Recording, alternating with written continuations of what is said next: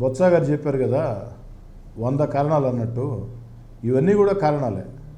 ఏమండి, ఎలక్షన్లు సంవత్సరం ముందు పెట్టుకొని తలకాయ ఉండేవాళ్ళు ఎవరైనా చంద్రబాబు గారిని అరెస్ట్ చేస్తారా?